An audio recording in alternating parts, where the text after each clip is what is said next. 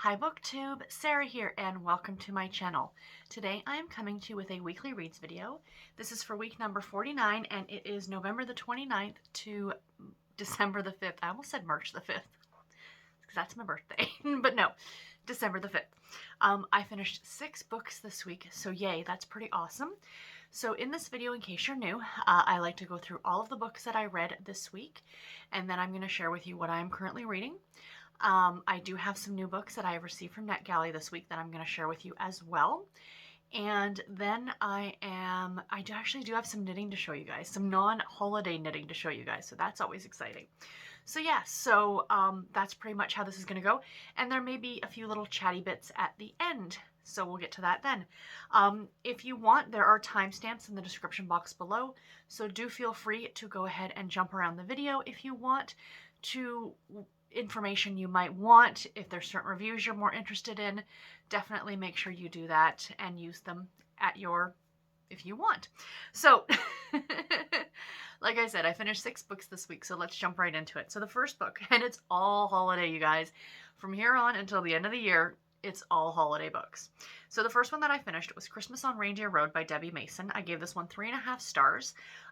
This one is a NetGalley read, so thank you very much to Forever for sending me an e-art copy of this book to review. It did actually come out in September. I read it, of course, as an ebook. It is book number 2 in the Highland Falls series. I've not read book number 1 yet, but that is another one that I actually have from NetGalley that I'm behind in that I need to get to. So, and the main character in this one, Mallory, does make an appearance in that book, and like her and Gabe's story. Gabe is the male lead in this book. That's where they kind of meet for the first time. So essentially this is about Mallory, who was married to a much older man who ended up dying of cancer. And he had 2 sons who were both teenagers, I think like 14 and 16. So when he died in his will, he wanted Mallory to look after the boys. So she ends up coming home from Atlanta, Georgia, to this small town called Highland Falls, and I believe it's somewhere in the Carolinas. And the stepsons are very angry. They lived a very lavish lifestyle. His ex-wife, who's not actually the boy's mother, got most of the fortune, and they were kind of left like she was given the boys. And they have trust funds, but they can't access them until, of course, they're 21. So they're very resentful to Mallory. They don't like her much because they feel like she pulled them away from what they were used to, this big opulent mansion. They both went to this boarding school in England and, you know, all these things. So she arrives in town, and I guess they're trying to get away. And right at the very beginning, she pulls into like a truck stop to let them like get out and use the washroom. And they end up running away, and they end up on the back of a big rig. And they're gone for about an hour or so before the driver actually realizes that they're there. And then they proceed to tell the driver that, you know, she's essentially abusing them, which she is not doing. And it becomes a whole thing about, you know, is she or is she not? There's now a social worker involved, and, you know, a lot of the town seems to dislike her because they think that she's doing these things, and in reality, she's actually not. So our male lead, Gabe, is it Gabe? Yeah, Gabe. His wife passed away a few years earlier, and he has 3 young sons, a set of 10-year-old twins, and like a 5 or 6-year-old little boy named Chatty.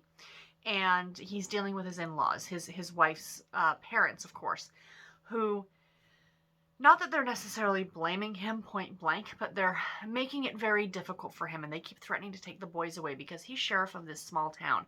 And they keep saying like his lifestyle isn't conducive to raising these 3 boys, and they would do much better. And, you know, so there's kind of a lot going on with both of them. Now, I did give it 3.5 stars, so I did enjoy the story itself, and it was engaging, and I enjoyed reading it. The thing is that this is being billed as a romance, and I didn't feel the romance in this one. Gabe and Mallory seem to have this connection right from the get-go, but the bigger plot points were what I've already discussed, dealing with the children. So there was less room for the romance, which is fine. I mean, that's not a criticism necessarily, but if you're billing it as a romance novel, it didn't feel, you know, it's like almost like there was too many issues, and it would have worked better, I think, maybe if they were only dealing with Mallory's issues or with Gabe's issues, not both together, plus this small town not liking Gabe because, you know, they think that he kicked out the old sheriff, and, you know, even though the sheriff retired, and it's this whole thing, like, it was just a lot kind of going on that there was very little time to actually focus on the romance part of it. but still it was really, really cute. Small town, very Christmas. It is relatively clean. You do get some behind closed doors scenes. But yeah, it at the end of the day, it was enjoyable, and I'm glad that I read it. But as a romance, I would almost want to put this more in women's fiction in a way. Like, not even that, because a lot of it's dealing with Gabe's issues as well. So I don't know. It's kind of hard to define this one. I wouldn't consider this one to be a true romance. Um, the next one that I read was Snowed In with the Firefighter by Victoria James. I gave this one 3 stars. This is also a NetGalley read, so thank you very much to Entangled for sending me an e-art copy of this one to read and review. This one did come out in November of 2020. I read it as an ebook. It is book number 7 in the Shadow Creek, Montana series. Now, I have not read the first 6 books, but that's okay. I think Victoria James is actually a Canadian author, so I think I do need to go back and read the other books. Now, I gave this one 3 stars, and the reason was, and I'm not holding anything against the author on this one or the series itself, because I love the premise of this small town in Montana, and you know, you get all the characters. I'm just such a fan of small town romance, right? And this one was very, very much a romance, and it was a literal snowed in trope. And so anyway, our main characters are Melody and Finn. And Melody is an OBGYN. And my issue was mainly with Melody in this story. So she had a horrible upbringing. Her mother was absolutely horrible to her and her sisters, pitted them against each other in a way, like her and her older sister. Like she tells this part about like a memory where over a Christmas when she was young, that her and her younger sister, so Melody and the youngest sister, got like 1 present each, whereas Molly, the oldest sister, got a ton of presents. And it's because she did so well in school and she applied herself, and oh, she's so smart. And the mother actually says this to the girls, like when they're young, and she's like, well, see, maybe next year if you apply yourself and you do better, then you can get more presents too. I mean, the mother was a real piece of work in this one. In my opinion, this is in a way bordering on child abuse, like psychological child abuse for sure. So Melody always strived to do better and to be better, and, you know, wanted to be just like her sister Molly. So she ends up going all the way to medical school, and she becomes an OBGYN. And right before the story starts, she has a patient, and the patient ends up losing the baby. That's no spoiler. That's, you know, you kind of find that out right away. So she has a very difficult time dealing with it, and she ends up like taking a month off, and she leaves the hospital and she goes to stay at this cabin that belongs to Molly, her sister, and Ben. Their story was like, I guess, the previous book that I haven't read yet. And Finn is actually Ben's brother. So they end up getting snowed in together at this cabin. Romance ensues. You know how it goes. My big issue was like, okay, I get this psychological trauma that you've dealt with since being a child, and that it strived you to push to become something like a doctor.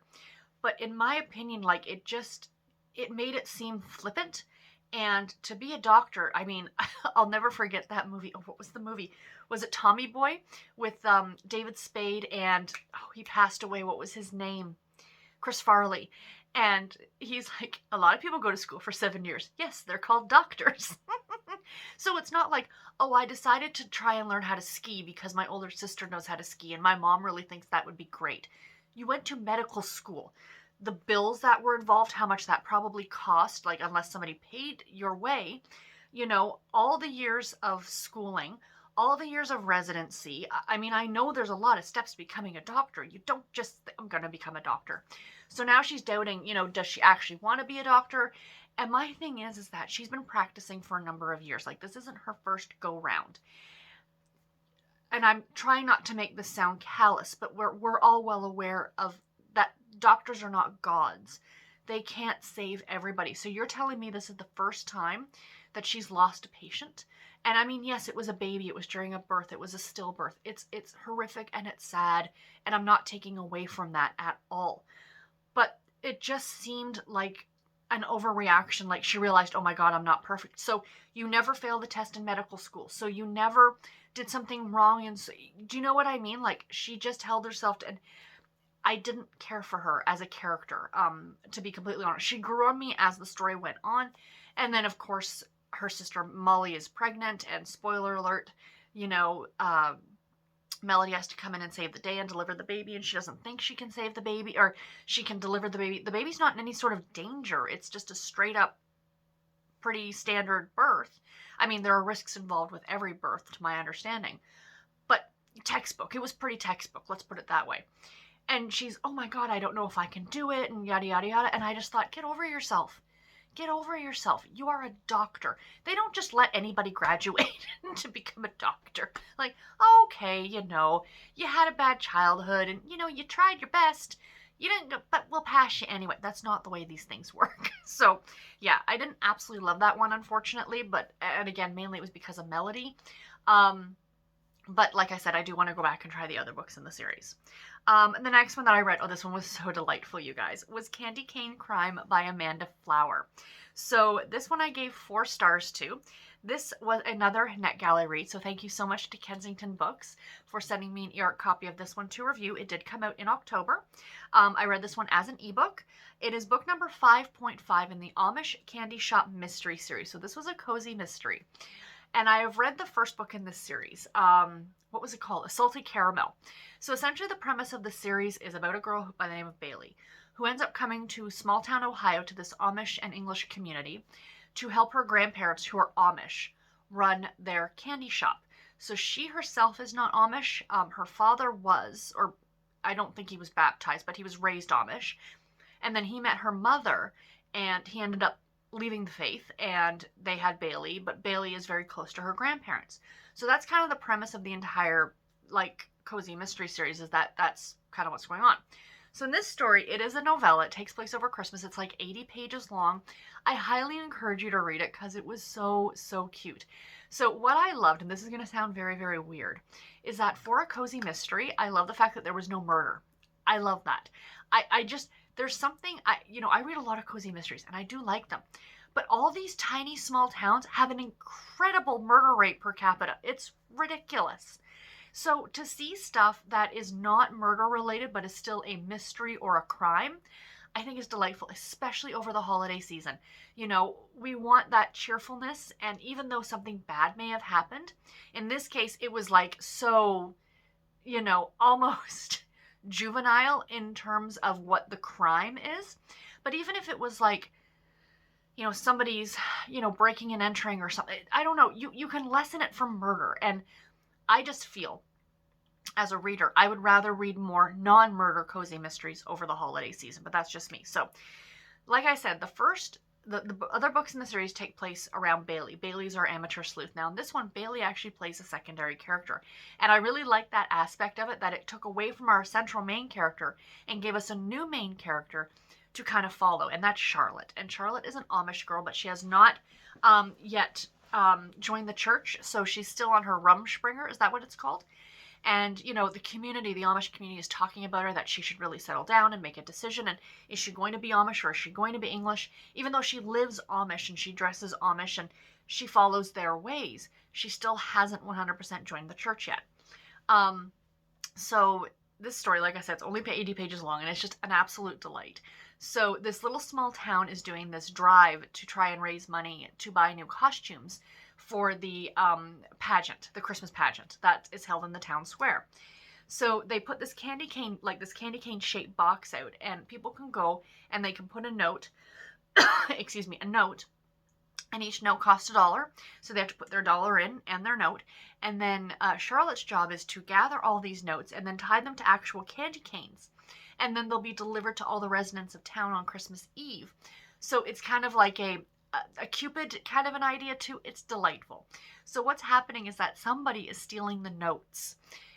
Like I said, it is so, in a way, it's juvenile. Let's be real, right? Someone's stealing dollars from this box that's, going towards the church.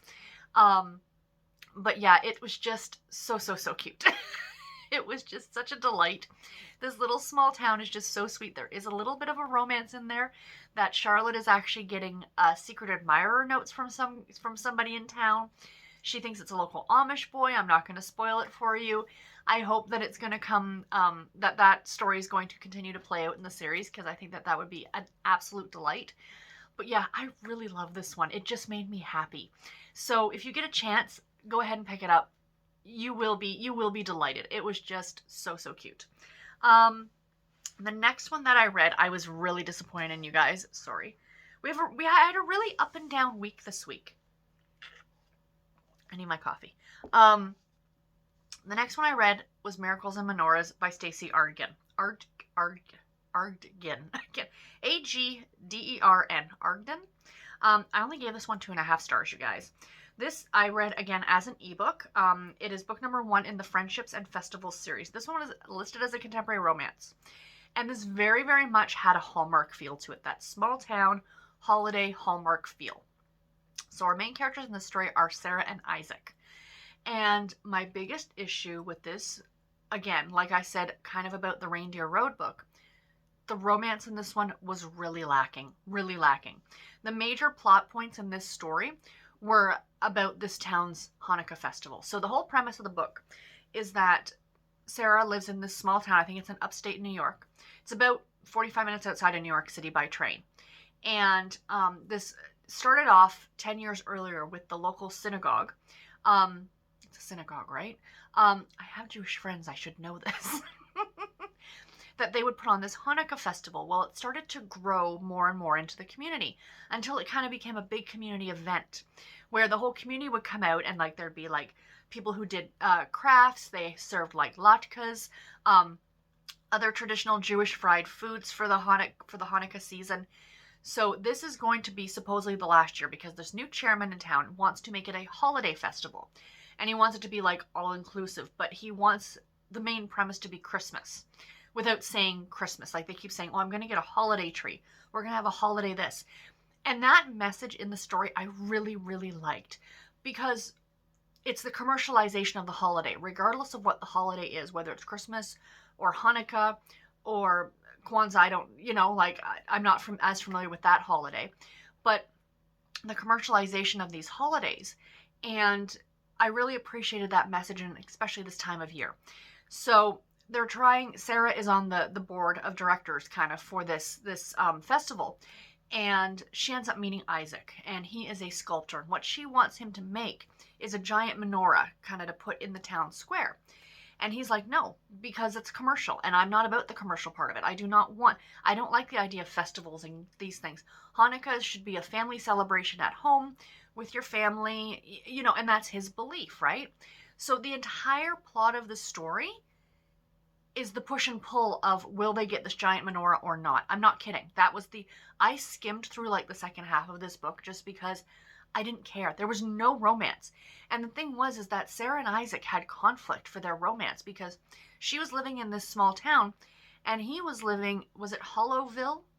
I kept wanting to call it Hooterville, but it was Hollowville. In my mind, every time I read Hollowville, my brain went Hooterville. I don't know why. But anyway, and he lived in New York City, so they're like a 45-minute train ride away from each other. So if they're starting a relationship, it's going to be long distance. That did not even factor into anything. So I was really disappointed in this one, sadly, because I was really looking forward to it. I loved the Jewish aspect of it. I loved how much Hanukkah was infused into this story, and I did learn a lot.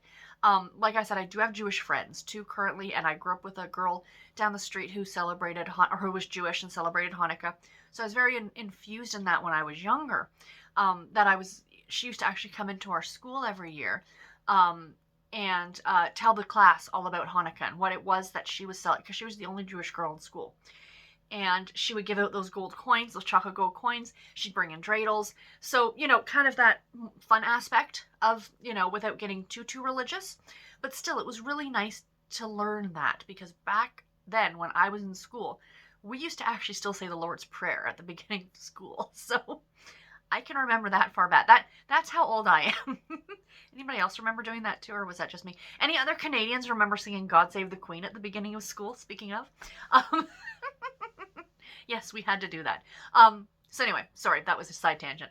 But yeah, a lot of this I did appreciate. I just wish the romance between Sarah and Isaac had taken center stage as opposed to the festival, because I think it would have been a lot better of a story. Let's put it that way. So yeah, so unfortunately that one was a bit of a dud. And the next one that I read was One Charmed Christmas by Sheila Roberts. I gave this one 3.5 stars. This one is another NetGalley read, so thank you again to Harlequin, or Mira Harlequin, for an e-art copy of this one to read and review. This came out, pardon me, in September of 2020. This is listed as a contemporary romance, but again, this is bordering a lot more on like a women's fiction kind of an idea. There is romance in here, but there's actually no adult content in this one. So I love the premise of this story so much. So it's about a group of random people. So you have two best friends named Denise and Catherine, and then two sisters named Sophie and Sierra, two brothers named Trevor and Kirk, and then a father and a daughter named Rudy and Athena. And these 8 unlikely, like these 4 groups end up all taking the same cruise in Germany. Like, it's a riverboat cruise in Germany in the week leading up to Christmas. So each of them are kind of dealing with their own thing. The two friends, they're both widows. The one is a very recent widow, and her children have both decided to go away for the holidays, so she's alone, and she's going with her best friend, who's been a widow for many years, on this cruise. The two sisters, the one sister's married, and she's kind of dealing with some stuff with her husband, the possible breakup of their marriage, and the other sister is single, and she's a lot of a hypochondriac. The two brothers, the one brother's actually a teacher. He teaches German in university or college, and he's taking his German class on this trip, and he's kind of got his brother to come with him. And then the father and daughter, the father just broke up a marriage. He's a widow, but then he got married again to a much younger woman who took him pretty much for everything. So his daughter's kind of like making sure that he doesn't make a mistake again, and he doesn't hook up with anybody who's less than fantastic, which would be, in the daughter's eyes, nobody. So these 8 people meet on this cruise, and you kind of get each of their individual little stories as they're taking this cruise. And what I loved about this book was, oh my gosh, the scenery. Like, I legit felt like I was there. Talking about these Christmas markets in Germany, and going to see a windmill, like a windmill house, and learning how to make Black Forest cake, and the food. Oh my gosh, the food that they talked about in this book was just delightful. My major issue with this one was that 2 of the characters I really didn't like. But you know what? I have to say, out of a main cast of 8 characters, to only have 2 of them that I really dislike is not too shabby. So it was Sophie, who was the hypochondriac. She was going after the doctor, who is like, he's old enough to be her father. Because she feels like if I was married to a doctor, I would never have to worry about anything. He could look after me. He could take care of me, like this. And it was just like, really? And the other one was Athena, the doctor's daughter, because, I mean, she barely let the man go to the bathroom by himself. She was shooting mean glances. She was giving rude comments to other passengers and, like, to the other people in the group. It was just, both of them ended up becoming a lot nicer towards the end of the book. But for a good chunk of the book, I didn't like either of them really very much. Like, if I had liked them more, if they were more likable characters, I think I probably could have given this one a 4-star. But yeah, it was really cute, really fun. If you get a chance to pick it up, I recommend that you do so. Sheila Roberts has been a hit or miss author with me. Some of her books I've really enjoyed, other ones not so much. This one I would say probably is like right in the middle. It's not one I'm ever necessarily going to reread, but I enjoyed the time that I did spend reading it. And the last book that I finished this week was Christmas with the Best Man by Susan Carlisle. This one I ended up giving 3 stars to. This is book number 5 in the Christmas and Manhattan series, and of course I read it as a mass market paperback from my Harlequin bookshelves. Harlequin Medical Romance number 925. And yeah, this was a fun story, but it was nothing that blew me away. I mean, a 3 star is a pretty average rating. Again, it was entertaining and enjoyable, but it didn't blow me out of the water. So essentially, this is the story of Helena and Elijah, and they are both doctors at this hospital in New York City. And they've been working together for a number of years, and then her best friend is marrying his brother.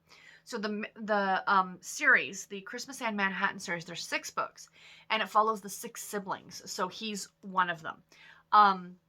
So essentially what happens is that at the wedding, when she's all dolled up, all pretty, and out of her scrubs, he notices her. I mean, they say that he's been noticing her, but, not as much as now. And so the two of them decide to have like this week-long fling, and of course one thing leads to another, and that's pretty much the premise of the story. This is going to sound very nitpicky of me, but I have to point it out. So throughout the entire book as you're reading it, he is billed as the playboy. Like, he has women all the time. Like, he's pretty much gone through most of the female staff at the hospital who's unmarried. That's the sound of it. I don't think that's actually the truth. But that's what it sounds like, right? That he's this very suave debonair, like, like, ooh, look at me. I have a fancy penthouse, and my family used to, I think actually his dad was like chief of medicine at the hospital at one point or something like that. Anyway, big time playboy. So look at the cover. That guy is super adorable. I mean, I just think he looks like a beta hero. Does he not? Like, you've got your alpha male hero and then your beta male. And he just looks like the kind of guy who would be totally happy, like, watching Star Trek. I'm not trying to generalize based on people's looks, but you have to understand as I'm reading this book, he does not fit the image of the guy that was in the pages of this book. This guy is super adorable. The guy in the book seemed to be a bit of a jerk sometimes. But yeah, I was a little bit disappointed in the cover, the choice of actors or whatever on the cover, because I would have liked to have read a story about him because he's super cute. The guy in the story, not so much. But anyway, yeah, so I did finish that one this week. And like I said, I mean, I enjoyed it. It was entertaining. So what am I currently reading? Let me reach down here, guys. So, currently reading 2 books. The first one, I started this one yesterday, was The 12 Dates of Christmas by Jenny Bayliss. This is really cute so far. This is a chicklet, UK chicklet, which I absolutely love. I think these are like my new favorite thing ever. So it's about a girl by the name of Kate, and she's 34, and she decides to join up with this dating, it's like an agency, but the whole thing is that they're promoting this 12 dates of Christmas. So everybody's being hooked up to go on these 12 different dates, and each chapter is a different date that she goes on, and it's absolutely delightful. And each one is named. It's like chapter 8, the 8th day of Christmas, wine me, dine me. So it kind of gives you a clue as to what the date is going to be about. I'm only about 50 pages into this. I'm hoping to get this done in the next day or so, because it's a really, really easy read.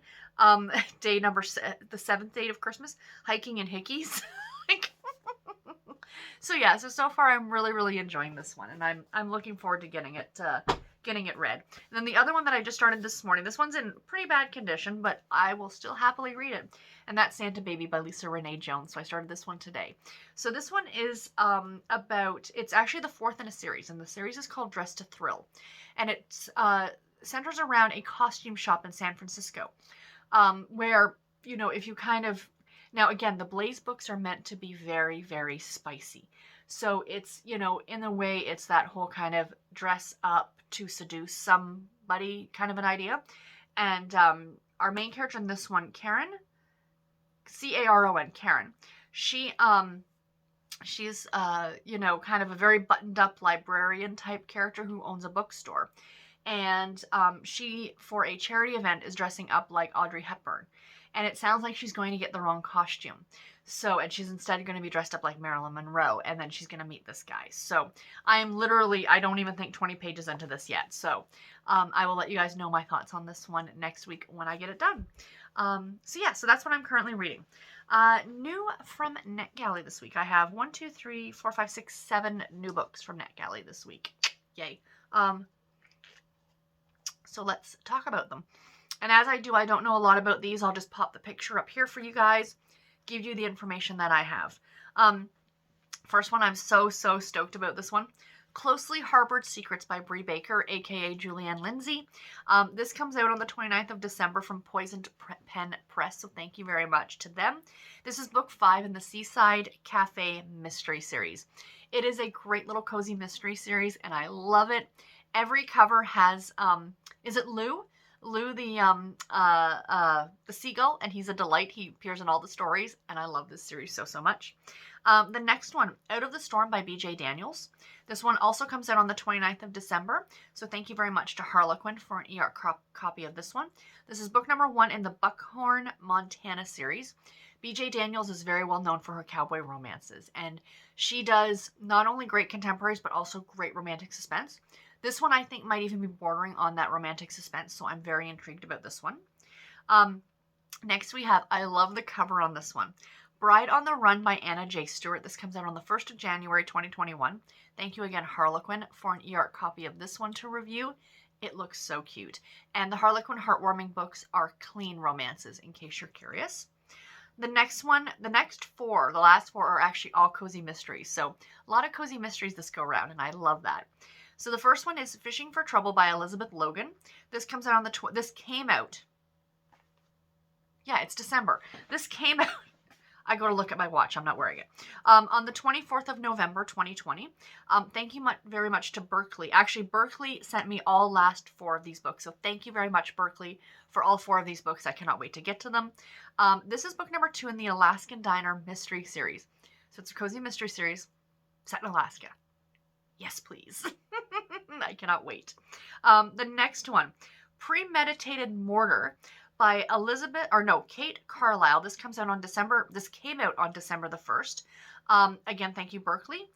This is book number 8 in a Fixer Upper mystery series. I have not read any of the previous ones in this series, but it sounds like our lead amateur sleuth is some sort of a contractor, perhaps. I'm interested. I cannot wait to read it. This one I am so excited about. It looks so cute.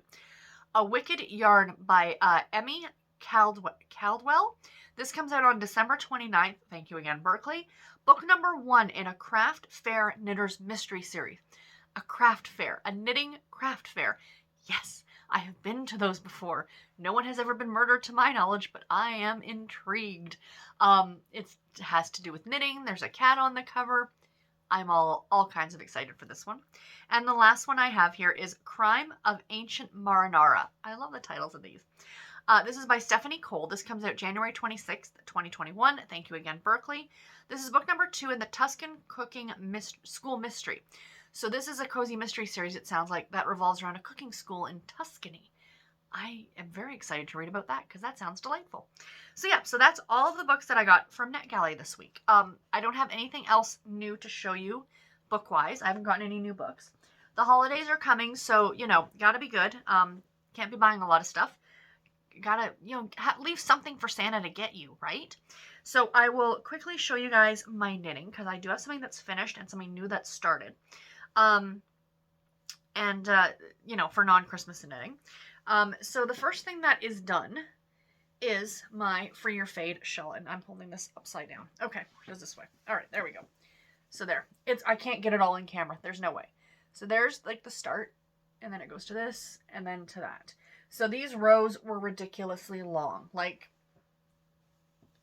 that is how long the final row was. It was 200 and some odd stitches on the needles. So yeah. So I actually had to cut this off early because I ran out of yarn. So a pattern repeat is from the holes up to here, not including this bumpy part. But that, I had to cut one of those out in full because I did not have enough yarn. So I went ahead and did the bind off, which is called a picot bind off, which I love. I love the way that looks. You get these little kind of little teeth. So I still have to weave in ends on it. As you can see, I have ends. But then this is going to make an absolutely fantastic scarf for the winter once I get the ends woven in. It's going to be seriously cute, and I love it. It's so cozy. This is my second one of these. The first one was in shades of purple. This is clearly in shades of silver and blue, and I love it. I absolutely love it. So there are 3 colors of yarn. The first one is this silver color, which is beautiful. And then I faded it into this here, which is a variegated silver, gray, and blue, and it's called Winter Wonderland, and then into this spectacular blue that I love so much. So yeah, so that is my new scarf that I love. And then the other thing is that I cast on a pair of socks this week, on the 1st actually. So my friend Renee and I over at Rainy Day Reads, we are both knitting these socks. We're both knitting the same yarn and we're knitting the same pattern. So the yarn is from Ravenwood Fiber Co. And it's called Christmas Lights, I believe. I think it was a limited edition. I don't think you can get it anymore, or I don't know if she's going to be dyeing any more up this year. But both Rainy and I are knitting the Hermione's Everyday Sock pattern, which is a free sock pattern on Ravelry. It's a very, very easy pattern to follow.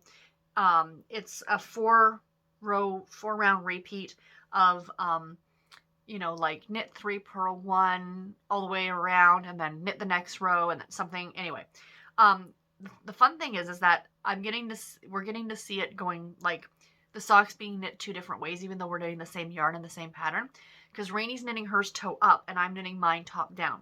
So there's the top of the sock. This will fit me, I assure you. This will stretch. I have very dainty feet. So yeah, so this is going to stretch out. So yeah, so there's the top of the sock, and I've just kind of started getting into the pattern here below. And then my little sheep stitch marker that I've got right there. But yeah, not as far as I'd like, because I've been busy trying to finish off Christmas gifts. I've got one more thing I'm almost done. My goal is to get that done today, and then it will all be selfish knitting from here on out, essentially. But yeah, so there's my sock. And yeah, and I'm enjoying that quite a bit.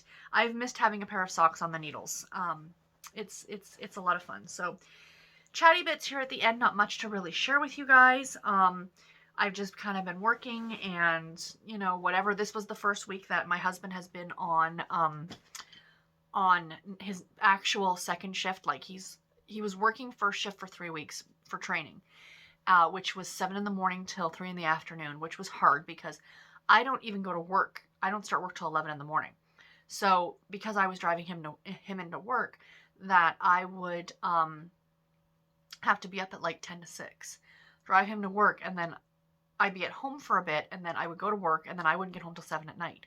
So now that he's working second shift, which is 3 in the afternoon till 11 at night, it's working a lot better because, you know, he goes into work around 3, and then I pick him up at 11, but it's not like I have to get to bed super early because I get to sleep in a little bit, which is kind of great. So the other thing I can see over my shoulder right there is my David's Tea Advent Calendar. I did start trying to do something on Instagram, but guys, I just do not have the time. I'm sorry. So I think I'm going to, going forward, post pictures of the tea that I get, along with the book I'm currently reading, and I'm going to start that today. And I'm working on another fun little like Advent type knitting project. So it's not the sock yarn blanket, it's something different, but I need to play catch up because I just found it last night and I need to catch up for the first 6 days, including today. So I'm going to work on that this afternoon while I'm editing videos and watching BookTube and stuff like that. So yeah, anyway, this looks so cute, doesn't it? I just love it. I'm so happy with it. It only took me 6 months to knit. The rows were really long. I do need to weave in ends though. Maybe I'll go down and sweet talk my mom and see if she'll do it for me, because she likes doing that and I do not. So we shall see. But anyway, guys, that's all that I have for today's video. I do hope that you enjoyed it. And I will talk to you guys in my next one. Take care and happy reading, everybody. Bye.